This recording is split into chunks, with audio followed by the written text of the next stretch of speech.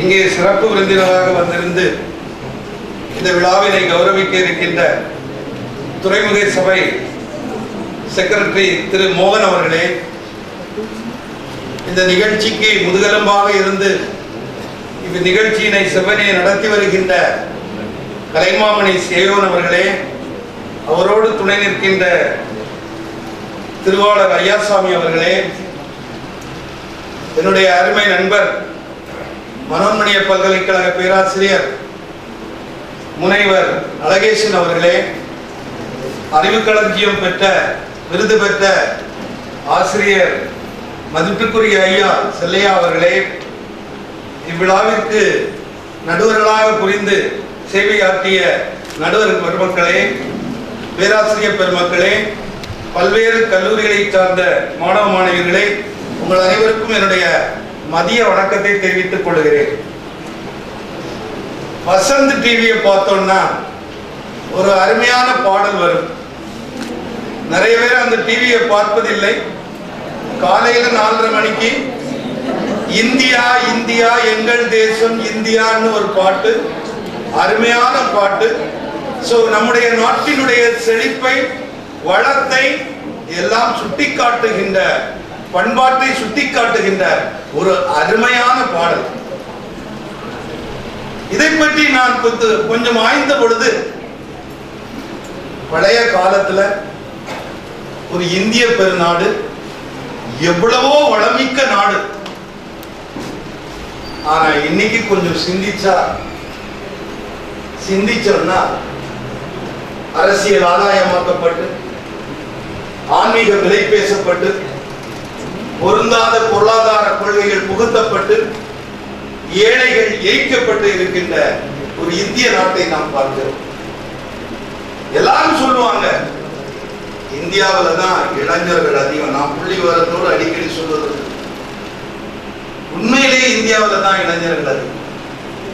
சீனாவில் இளைஞர்கள் குறைந்து விட்டார்கள். எனவே அந்த நாட்டு அரசு ஒரு குழந்தை போதும் என்று இருந்தது, இப்பொழுது 2 குழந்தைகள் ஆக்கி இருக்கிறது. ஏன்னா இளைஞர்களை பெருக்கிக் கொள்ள வேண்டும் என்பதற்காக. என்னால ஓட முடியாது. பிடி உஷாவால இப்ப ஓட்டப்பந்தயத்துல ஓடு, நான் ஓடிக்கிட மாட்டேன்.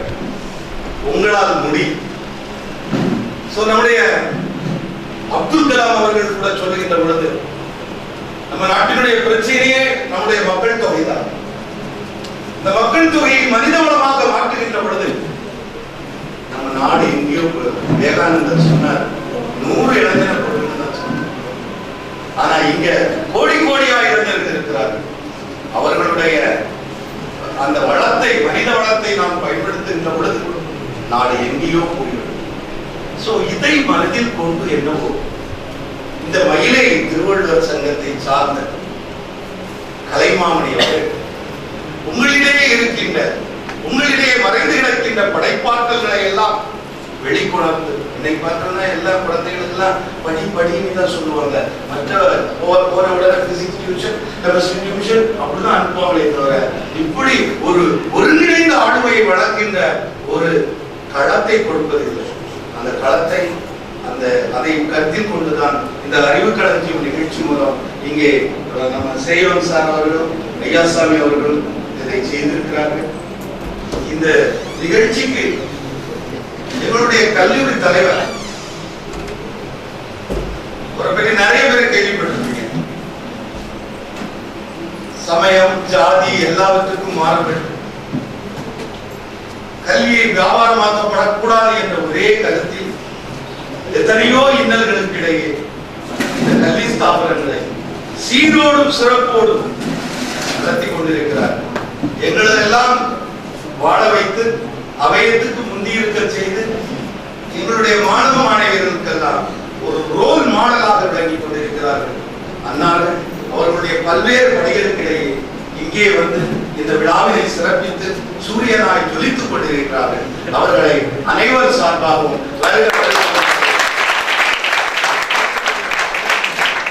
நாவுக்கரசர், முத்தமிழ் வித்தகர் நம்முடைய பேராசிரியர் முனைவர் அழகேசன் அவர்களும் அவர்களுடைய துணைவேந்தரனுடைய விருப்பத்திற்கு இணங்க நமது கல்லூரி என்ற உடனேயே இங்கே வருகை தர இசைந்திருக்கிறார்கள். அவர்களையும் அனைவர் சார்பாகவும் வருக வருக என்று வரவேற்கிறேன்.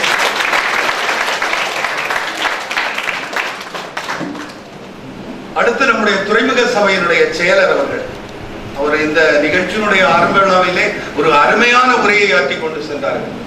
அவர்களும் இந்த நிகழ்ச்சிக்காக பல்வேறு பொருளாதாரத்திலும் சரி ஆக்கத்திலும் சரி பல உதவிகளை செய்து இங்கே வந்து அமர்ந்து விழாவினை சிறப்பித்துக் கொண்டிருக்கிறார்கள்.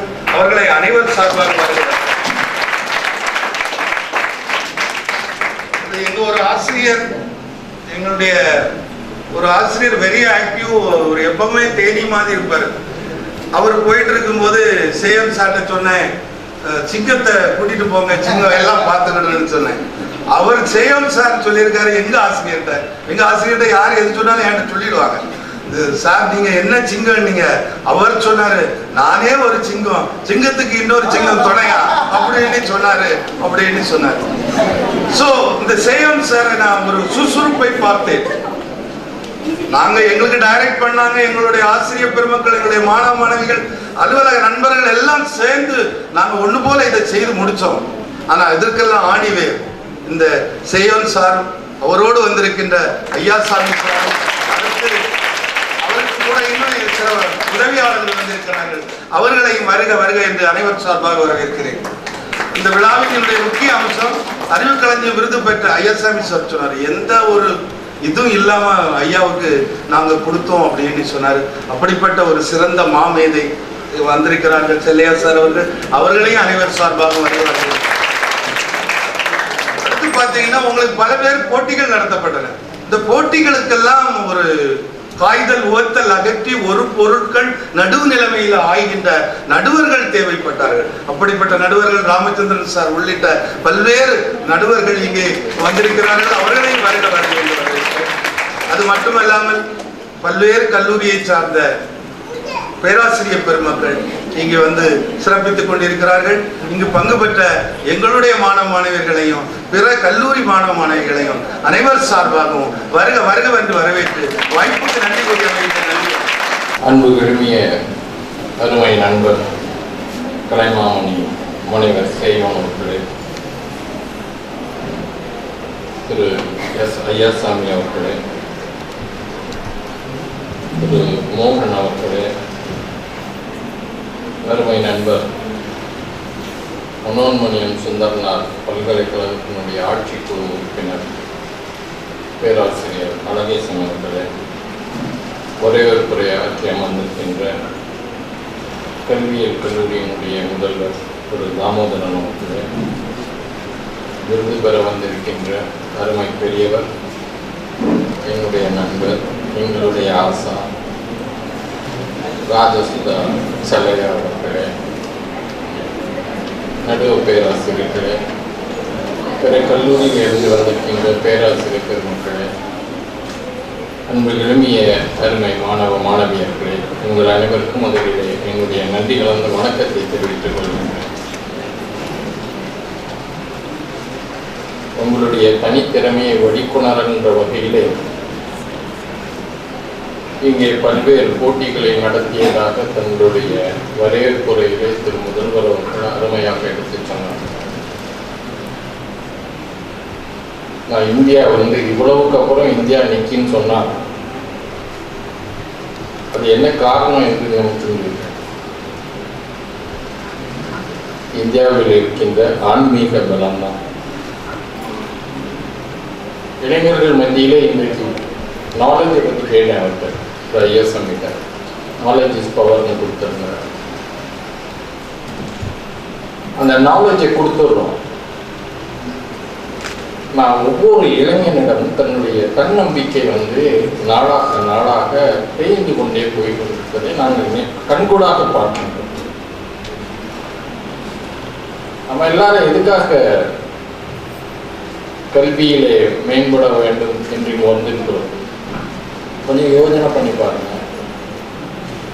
ஒரு பெரிய வேலை கிடைக்க வேண்டும், அதிக ஊதியத்தை தரக்கூடிய வேலையாக அது அமைய வேண்டும். அதை வைத்து நமக்கு ஒரு நல்ல குடும்பம் வேண்டும், நல்ல கணவன் வேண்டும், நல்ல மனைவி வேண்டும், நல்ல பிள்ளைகள் வேண்டும். நல்லது ஒரு குடும்பம் பல்கலைக்கழகம் என்று அப்போ சொன்னாங்க. ஆனால் நான் இப்போ அதை சொல்ல மாட்டேன். ஆனால் தெய்வீகம் சொல்லலாம். நல்லது ஒரு குடும்பமாக இருந்தால் அது தெய்வீகம் என்று சொல்லலாம். ஆனால் இதெல்லாம் வந்துடலாம். நான் அடிக்கடி சொல்றது பணம் ஒரு மனிதனுக்கு அவசியம். ஆனால் அது பின்னால் ஓடாதீங்க. பெரிய பணக்காரன் நிம்மதியாக டெய்லி தூங்குறான்னு நினைக்கிறீங்களா? எனக்கு தெரிஞ்சு நிறைய பெரிய பணக்காரங்களாம் இருக்காங்க. அவங்களாம் ராத்திரி தூக்க மாத்திரை போடாமல் அவங்க தூங்க மாட்டாங்க. பெரிய கோடீஸ்வரங்க. நல்லா தூங்குறான் பாருங்க, அவன் தான் என்ன பொறுத்த மட்டும் இந்த நாட்டினுடைய கோடீஸ்வரன். ஆனா நம்முடைய வாழ்க்கை முறை, அதனுடைய நெறிமுறைகள் எங்கேயோ ஒரு இடத்துல பிறழுது. அதனால இளைஞர்கள் மத்தியிலே அவனுடைய தன்னம்பிக்கை போகுது. பிரச்சனைன்னு வந்துட்டுன்னு வைங்க, நீங்க மாத்திரம் இல்லை, உங்களின் மூத்தவர்கள், ஏன் என்னையும் கூட சேர்த்துக்கலாம், பிரச்சனைக்கு ஒதுங்கிறது தான் உண்டு. இல்லைன்னா நாளைக்கு பார்த்துக்கலாம், இந்த பிரச்சனையை போஸ்ட்போன் பண்றது, அதுல ஏதாவது தொய்வாகாதா அப்படி. இந்த பிரச்சனையே இருக்கக்கூடாதுன்னு நினைச்சா வாழ்க்கையே இருக்க முடியாது. எல்லாத்துக்கும் கொலம்பஸை பத்தி கேள்விப்பட்டிருக்கீங்களா? என்ன கண்டுபிடிச்சாரு? அமெரிக்காவை. அவர் அமெரிக்காவை கண்டுபிடிக்கும் போது அவருக்கு இருந்த பிரச்சனை என்னன்னு உங்களுக்கு தெரியுமா? யாராவது ஒரு வரலாற்றுத்துறை மாணவி ஸ்பெயின்ல இருந்து கிளம்புறாரு. ஒரு மரக்கலத்தை எடுத்துக்கொண்டு ஸ்பெயினில் இருந்து கிளம்புறாரு. 20 மாலுமிகளை தன்னோடு இணைத்துக் கொண்டு போறார். 20 நாள் ஆச்சு, சுத்தி தண்ணி, ஒண்ணுமே கண்டுபிடிக்க முடியல. அவரால் ஒரு நிலத்தையும் கண்டுபிடிக்க முடியல. ஏன்னா அவர் எதையாவது கண்டுபிடித்து ஆக வேண்டும், இந்த உலகத்திலே எதையாவது நாம கண்டுபிடிக்க வேண்டும் என்ற ஒரு அபாவினாலே புறப்பட்டு வந்துட்டார். ரொனால்டுன்னு சொல்லி ஒரு மாலுமி, அவன் தான் அங்க இருக்கிற ஆகாரம், உணவு, தண்ணீரை பற்றி பார்த்து கொண்டிருக்கிறவன். அவன் ஒரு கிளான்ஸ் பார்க்கிறான். 20 நாள் ஆச்சு, 24 நாட்கள் ஆகிவிட்டது, ஒன்னையும் காணோம். ஸ்டாக்க பார்க்கிறான், அதனுடைய இருப்பு என்ன, உணவு என்ன இருக்கு, தண்ணீர் என்ன இருக்கு, இது ரெண்டு இல்லைன்னா மனுஷன் இருக்க முடியாது. 20 மாலுமி, இவரை சேர்த்து 21. கேட்கிற ஆண்டவர் என்ன செய்யலாம்? திரும்பிடுவோம் அப்படின்னு மாட்டேங்கிற, திரும்ப முடியாது, நம்ம எல்லாம் கண்டுபிடிச்சான். இவர்கிட்ட பேசி பிரயோஜனம் இல்லை. மற்ற மாலுமிகளை கூப்பிடுறான் ரொனால்டு. எப்பா இவ்வளவுதான் இருக்கு சரக்கு, இதுக்கு மேல சரக்கு கிடையாது. இதை திரும்பி போனோம்னா 24 நாள் ஆகும். அதுக்கு தான் இது காணும். இன்னும் ஒரு நாள் நம்ம இதில் வேஸ்ட் பண்ணாலும் நம்ம கடலை கிடந்து சாக வேண்டியதுதான். எப்படி இருக்கும் மாலுமிகளுக்கு? ஏதாவது ஒன்றை கண்டுபிடிச்சிட்டு ஊருக்கு உறவுகளோட உறவாடலாம் என்று நினைத்து கொண்டிருக்கிறவர்கள் இதை பார்த்தோம்னா எல்லாரும் திருப்பிடுவான். ஆனா இவர் திரும்ப மாட்டேங்கிறார். அவன் மெஜாரிட்டி இன்னைக்கு ஜனநாயகம் எது, எல்லாரும் சேர்ந்து யாரையாவது ஓட்டு போட்டு கொண்டாந்துட்டானா அவன் தான் இந்த நாட்டு மன்னன். மரக்கலம் திரும்பின உடனே இவர் பார்க்கிறாரு, தொலைபேசி என்ன திரும்புறீங்க? இல்லை, எங்களுக்கு யாருக்கும் இதுக்கு மேல போய் எதையும் டிஸ்கவர் பண்ணணும்னு அவசியம் இல்லை, திரும்புறோம். இவ்வளவுதான் சாப்பாடு இருக்கு. என்ன காரணம் கேட்கிறாரு? இவ்வளவுதான் சாப்பாடு இருக்கு, தண்ணி இருக்கு, இதை ஒன்றும் செய்ய முடியாது. ஆனா இவருக்கு ஒரு தாகம், எப்படியா போகணும்னு சொல்லி இதுக்குள்ள என்ன பண்றான், இவர் கண்டிப்பா போகணும்னு சொன்னா இவரை தூக்கி மாஸ்டரை கெட்டி வச்சிடலாம். பாய் மரம் கப்பல்ல பாத்தீங்கன்னா ஒரு பெரிய போஸ்ட் இருக்கும். அந்த கம்போட இவரை கெட்டிதான். எவருடைய தலைமையில வந்தாங்களோ கடைசியில இவர் பேர்ல இருந்த அவநம்பிக்கைனால இவரை கெட்டி வச்சிடலாம். நம்மனா என்ன செய்வோம்? ஏன்னா நம்ம ஒரு ஆள் இருந்து அவ்வளவு பேர்கிட்ட நம்ம பேச முடியாது. மாத்தி யோசிக்காரு அவர் கணக்கு போடுதாரு. அவர் சொல்றாரு, இன்னும் ஒரு நாள் பயணிப்போம், ஒரு நாள் பயணிப்போம், எனக்கு சாப்பாடு வேண்டாம். 20 மாலுமிகளுக்கு தான் இருக்குன்னு சொல்றாரு. 21 மாலுமிக்கு 24 நாளைக்கு இருக்குங்க. ஒரு நாள் பயணிப்போம், எனக்கு சாப்பாடு வேண்டாம். இந்த பயணித்ததுல ஒன்றையும் கண்டுபிடிக்க முடியலன்னு சொன்னால் என்ன தூக்கி கடல்ல போட்டு. இப்போ ஏன் சாப்பாடு உனக்கு மிச்சம். அப்போ நீ உங்களுக்கு எல்லாருக்கும் சாப்பாடு இருக்கும், இந்த 24 நாள்ல நீங்க திரும்பி போயிடலாம் அப்படின்னு சொல்றாரு. இது ஒரு தியாகம்னு எடுக்க முடியாது. ஆனா அவர் அந்த பிரச்சனைக்கு ஒரு வழியை பார்த்தார். இந்த பிரச்சனைக்கு எப்படி வழி அப்படின்னு தன்னை யோஜனை பண்ணி பார்த்தார். உடனே அவங்க அதுக்கு சரின்றாங்க. 20 மணி நேரத்துக்குள்ள அமெரிக்காவை போய் அடையிறாங்க. ஆனா அன்னைக்கு இவர் இது மாதிரி சொல்லாமல் இருந்தால் அந்த பிரச்சனை அன்னைக்கு முடிஞ்சிருக்காது. எல்லாரும் திரும்பி இருப்பாங்க. வேற தேசமே, அமெரிக்க தேசமே கண்டுபிடிச்சிருக்க முடியாது. புராணத்துல ஒரு கதை உண்டு. சிவபெருமான் சமநிலைப்படுத்துவதற்காக இமயமலையில இருந்து அகத்தியரை திருப்பி அனுப்புறாரு. நீ சவுத்துக்கு போ, தெற்க போய் அதை சமநிலைப்படுத்து. ஏன்னா எல்லாரும் சிவபெருமானுடைய திருக்கல்யாணத்தை பார்ப்பதற்காக வடக்க வந்துட்டாங்க. அகஸ்தியர் வாராரு. இந்தியாவில் நடுவில் இருக்கிற மலை என்னன்னு தெரியுமா? ஸ்கூல்ஸ்ல படிச்சிருக்கீங்களே, காலேஜுக்கு வந்து மறந்துருக்கல செமஸ்டர். விந்திய சாத்புரா மலைக்கு, விந்திய மலை, ஹிஸ்டரியா மணி. அந்த விந்திய மலையில இருக்கிற விந்தியன் வந்து இவரை தடுக்கிறான், குருமுனியன். என்னுடைய நாமத்தை சொல்லி, விந்தியன் என்கின்ற நாமத்தை சொல்லி என்னை வணங்கி விட்டு நீ போகலாம், இல்லை என்றால் உனக்கு நான் வழி கொடுக்க மாட்டேன் என்று சொன்னதாக சொல்லுகிறான். அகஸ்தியர் யோஜனை பண்றார். அவரு சிவபெருமானை வழிபடுறவர், ஞானிகளை வழிபடுகிறவர். ஒரு மலையில் இருக்கிறவனை போய் நாம போய் வணங்குறதான்னு யோசனை பண்றாரு. ஆனா அந்த பிரச்சனையை வந்து அவர் நினைச்சிருந்தால் வேற மாதிரி கையாண்டு இருக்க முடியும் அவருடைய தவ வலிமையில. ஆனா அது பண்ணல. அவர் அவனை சாடல்ல, அவனை அழிக்க முற்படல.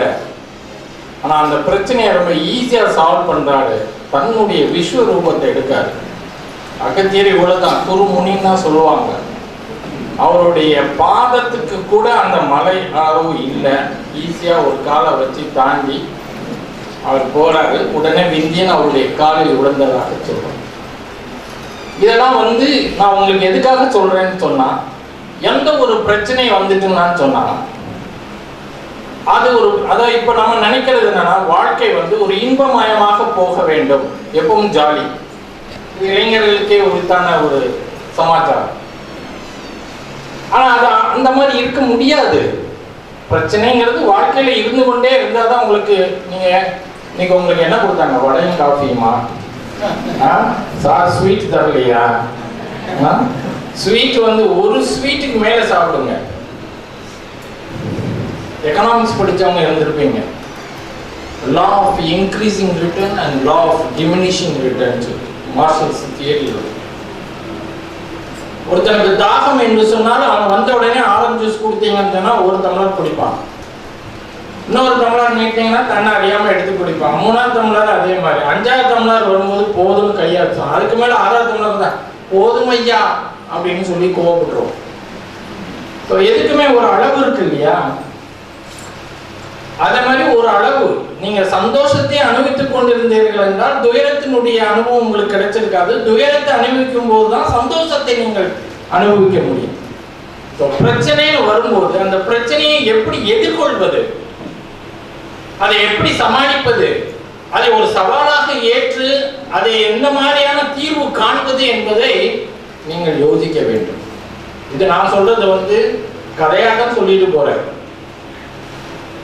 நீங்க நாளைக்கு ஏதாவது ஒரு பெரிய வேலையில போய் அமரலாம். உங்களுக்கு மேலே இருக்கிற அதிகாரி, அது ஆணாகவும் இருக்கலாம் பெண்ணாகவும் இருக்கலாம், அவர்களுடைய நடவடிக்கை உங்களுக்கு ஒத்துக்கொள்ள முடியாததாக இருக்கலாம். அந்த நேரத்துல டெய்லி ஆபீஸுக்கு போனாலே மண்டேலியா இந்த மனுஷனோட அப்படின்னு சொல்லி வீடுகளில் வந்த பிறகு இவன் எப்போ கெட்டணுமோ இவனுக்கு தலையை நீட்டமோ அன்னையிலிருந்து இந்த பாரு. ஸோ பிரச்சனைங்கிறது எந்த வடிவத்திலையும் வரலாம். பிரச்சனைங்கிறது நான் உங்கள்கிட்ட பேசிட்டு இருக்கேன், எனக்கு பிரச்சனை இல்லையா? பேசிட்டு இருக்கும்போதே இங்க இருந்து துப்புன்னு அடிச்சதுன்னா ஓ என்னன்னு கேட்டோம்னா ஓ இது ஒரு பிரச்சனை. பிரச்சனையை பிரச்சனையாகவே பார்க்காதீங்க அப்படின்னு சொன்னா அதுக்கு ஒரு தீர்வு கிடைக்கும். முல்லா பத்தி கேள்விப்பட்டிருப்பீங்க. முல்லா வந்து ஒரு நாட்டில இருந்து இன்னொரு நாட்டிற்கு கோவேறு கழுதைகளிலே போயிட்டே இருக்கான். ஒவ்வொரு தடையும் போறான். செக் போஸ்ட்ல இருக்கிறவன் அந்த கோவேறு கழுதையினுடைய எல்லா சாமான்களையும் அந்த கோணிப்பையில் இருக்கிறத பூரா செக் பண்றான். ஒன்றை கண்டுபிடிக்க முடியவில்லை. அவங்களுக்கு என்னன்னே தெரியல. வழக்கம் போல போயிட்டு இருக்கு. இப்படி ஒரு மாசம் போயிட்டு 2ஆவது மாசத்துல முல்லா மாத்திரம் நடந்து அந்த செக் போஸ்ட்டை கிராஸ் பண்ணி போறான். கோவேறு கழுதை இல்லை. அப்படி கேட்காங்க, எங்க நீ இவ்வளவு நாள் என்னத்தையா கடத்தின? எங்கு கண்ணுலையும் மண்ணத்து வீட்டு ஒண்ணுமே தெரியல. முல்லா ஏதோ கடத்துறாங்க மேல இருந்த அதிகாரி சொல்றாங்க என்ன கடத்தின? ஒன்னும் கடத்தலையே, கோவேறு கழுதையை தான் கடத்தினேன். ஆனா அங்க கழுதை வந்து ரொம்ப டிமாண்டு அப்படின்னு. அந்த பிரச்சனை கூட அந்த டோல்கேட்ல அவன் என்ன அவனுடைய எண்ணமாக இருந்ததுன்னா கோணிப்பையில எதையோ வச்சு கொண்டு போறான். இது மாத்திரம்தான் அவன் பார்த்தான். கழுதையை கொண்டு போயிட்டான். அதுதான் பெரிய கழுதைய. பிரச்சனை என்று எடுத்துக்கொண்டீர்களானால் அது பிரச்சனை தான். அந்த பிரச்சனையை எப்படி சமாளிப்பது, இதை எப்படி எதிர்கொள்வது? ஏன்னா நான் நிறைய மாணவிகளை பார்க்கேன். ரொம்ப டிப்ரெஸ்டு மூடு. நல்ல அதிகமாக தேர்ச்சி பெற்ற மாணவர்கள், பல்வேறு துறைகளில் தேர்ச்சி பெற்றவர்கள், அவர்கள் கூட பார்த்தீங்கன்னா எனக்கு தெரிஞ்ச ஒரு பையன் ஸ்டேட் ஃபர்ஸ்ட் வந்தான். இன்ஜினியரிங் காலேஜ் போய் சேர்ந்ததுக்கு அப்புறம் அவனை மாதிரி ஒரு மட்டமான மாணவன் இல்லை என்று சொல்லும்போது ரொம்ப வருத்தப்பட்டேன் நான். ஏன் அவனுக்கு என்ன நேர்ந்தது? சைக்காலஜிக்கலா அவனுக்கு என்ன கோளாறு? ஒண்ணு கோளாறு இல்லைங்க, அவன் நம்பிக்கை. தம் பேர்ல இருந்த நம்பிக்கையே அவனுக்கு போயிடுச்சு. வாழ்க்கைங்கிறது வந்து எல்லாம் இருக்கும். இன்னும் பார்த்தீங்கன்னா தற்கொலைகள் வந்து அதிகமாக போய்கொண்டிருக்கு. பிறருடைய சீண்டல்கள், அவர்களுடைய துன்புறுத்தல்கள், இதுல இருந்து ஒரே ஒரு விடிவு என்னன்னா தற்கொலை பண்ணிக்கிட்டு நம்ம உயிரை மாய்த்துக் கொள்வது. உயிரை மாய்த்துக் கொள்ளவா நம்ம வந்தோம்? நம்ம வந்து அக்னினி இல்லையே, உயர்த்தினை உள்ள ஆட்கள் இல்லையா? அதனால நாம வந்து நமக்கு நாமே நம்பிக்கை வேணும். சார் சொன்னார் இந்தியா வந்து ரொம்ப தொய்ந்து கொண்டே போய்கொண்டே இருக்கீங்க. என்ன கேட்டால் இந்தியா தேவையில்லை, மாறாக இந்தியா வளர்ந்து கொண்டிருக்கிறது. இன்றைக்கு ஒரு வல்லரசாக வளர்ந்து கொண்டிருக்கிறது என்று சொன்னால் அதில் எத்தனை பேருடைய கான்ட்ரிபியூஷன் இருக்குன்னு நினைக்கிறீங்க? கூட்டு முயற்சி, எல்லோருடைய அனுசரித்து போகக்கூடிய ஒரு பாங்கு, இவை எல்லாமே நீங்க வந்து கற்றுக்கொள்ள வேண்டிய ஒரு பாடங்கள். ரொட்டீனா நீங்க உங்களுக்கு வந்து சிலபஸ்ல இருக்கிற பாடம் இதெல்லாம் சொல்லி கொடுக்காது. இம்மாதிரியான செமினார், இந்த மாதிரி கருத்தரங்குகள், இதுக்கெல்லாம் போகும்போது உங்களுக்கு நிறைய வரும். அதான் நாலேஜ் இஸ் பவர்னு சொல்லி கொடுத்துருக்காங்க. அறிவு ஒண்ணுதான் உங்களுக்கு கிடைக்கக்கூடிய ஒரு மிகப்பெரிய சக்தி.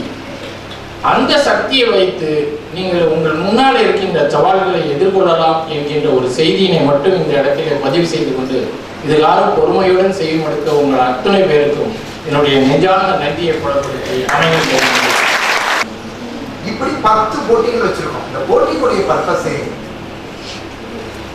நான் முன்னால சொன்ன மாதிரி மனித வளத்தை மனித மூலதனமாக்குதல், சாஃப்ட் ஸ்கில் இம்ப்ரூவ்மெண்ட், இதுதான் இந்த போட்டியினுடைய நோக்கம். இதை நாங்கள் இது 14 வருஷமா பண்ணிட்டு இருக்கோம். 13வது இது சென்னை பல்கலைக்கழகத்தில் நடத்துறோம். 13வது அறிவு கலைஞம் இளைஞர்களுக்கான போட்டி. 14வது தூத்துக்குடியில் நடத்திருக்கோம். இந்த மாதிரி தூத்துக்குடியில இது வந்து 2வது. இது முதல்ல வந்து குழந்தைகளுக்கான போட்டி எஸ்ஏபி பள்ளியில் நடத்தினோம். இப்போ இங்க நடத்திருக்கோம். இனாகுரல் இந்த மாதம் 3ஆம் தேதி நடத்தினோம். இன்னைக்கு எத்தனாம் தேதி? 25. நாளை குடியரசு தின விழாக்கு முதல் நாளில் நம்ம இவ்வளவு நாள் நல்ல டைம் கொடுத்துருக்கோம். அதனால இது ரொம்ப ஆர்வமா பங்கேற்றாங்க. இப்போ என்னுடைய குறிப்பு என்னன்னா, இந்த ஒவ்வொரு போட்டிக்கும் 5 பரிசுகள் வழங்கப்படுது. அறிவு மலர், அறிவு கதிர், அறிவு தளிர், அறிவு துளிர், அறிவு புதிர். புதிரும் துளிரும் தளிரும் கதிரும் மலரும். அதான் 5வது பரிசு பெறுவதற்கு என்னது? அறிவு புதிர். 4வது பரிசு அறிவு துளிர். 3வது பரிசு அறிவு தளிர். இரண்டாவது பரிசு அறிவு கதிர், முதல் பரிசு அறிவு மலர். நீங்க கவனிச்சீங்கன்னா அது எல்லாமே மீனிங்ஃபுல். முதிர்கிறது வரும், வராமல் போகும். அது ஐந்தாவது பரிசு. துளிர், தளிர், கதிர், மலர். அப்ப ஐந்து புகழ தோக்க விட மாட்டான். இனோவேஷன், இனோவேஷன் இன் பிரசன்டேஷன். அதனால இன்றைக்கு ஒவ்வொரு போட்டியிலும் 5 பரிசுகள் வழங்கப்படுகின்றன. அதான் அதுக்கு பேர் தான் அறிவு களஞ்சிய பரிசுகள். அப்போ ஒரே பையன் ஒரு பொண்ணு 10 போட்டியில கலந்து 10லையும் வெற்றி பெற்றாங்கன்னு நான் தொடக்க விழாவே சொல்லியிருக்கேன். இருந்தாலும் சொல்றேன், 10 போட்டியிலையும் வெற்றி பெற்று the highest scorer will get 5,000 rupees cash award with a big cup. அது இப்பவே வழங்கப்படும். கன்சாலிடேஷன் இஸ் கோயிங் ஆன், நடந்துகிட்டு இருக்காங்க. இது என்ன ஒரு சிறப்புன்னா, இந்த தடவை நாங்கள் என்ன பண்ணோம், ரெஸ்ட்ரிக்டட். இப்போ நீங்க பத்திரிகை எல்லாம் பார்த்துருக்கீங்க, எஸ்ஐவி ஸ்கூல்ல 5000 மாணவர்கள் இருந்தாங்க. டிராபிக் ஜாம் எல்லாம் வந்துருக்கு. அது எங்களுக்கு ஒரு பெரிய விழிப்புணர்வா வச்சு, என்னடா இது நம்ம நிறைய சொன்னோம்னா, so we requested all the college, including we requested Principal Damodar, kindly restrict the entry. அப்ப எல்லா காலேஜும் என்ன அனௌன்ஸ் பண்ணோம், you select from your side and say 20 students. அது என்ன சொன்னா, 6 students each. அதாவது ஓரல் காம்படிஷன் 10 போட்டியில oral competition 6, written competition 4. Oral competition 6 என்னன்னா பேச்சு போட்டி, தமிழ் இங்கிலீஷ். அப்ப 2 கட்டுரை போட்டி, தமிழ் இங்கிலீஷ். 4 போட்டி. அது வந்து ரிட்டன்ல ஓரல் மட்டும் எடுத்தீங்கன்னா பேச்சு போட்டி 2, ஸ்டோரி டெல்லிங் 3, ஆக்டிங், அப்புறம் நகைச்சுவை, இன்னொன்னு சிங்கிங், இசை. இந்த 6 போட்டிகளுக்கு ஈச் ஒன் ஒரு 10 கல்லூரி, 15 கல்லூரினா 15 பேர் வந்துடுவாங்க. அந்த 15 × 5 பண்ணா அது 1.5 மணி நேரம் ஆகிடும். அதனால தான் வி ரெஸ்ட்ரிக்டட். எனக்கு என்ன மகிழ்ச்சின்னா, ரெஸ்ட்ரிக்ட் பண்ணியும் எல்லாரும் ஆர்வத்தோட பங்கேற்றாங்க. இப்போ நான் நிறைய பேசக்கூடாது, நீங்க எப்படி பண்ணாங்கிறத பெர்ஃபார்மன்ஸ்க்கு வந்துடும் ஒருத்தராக.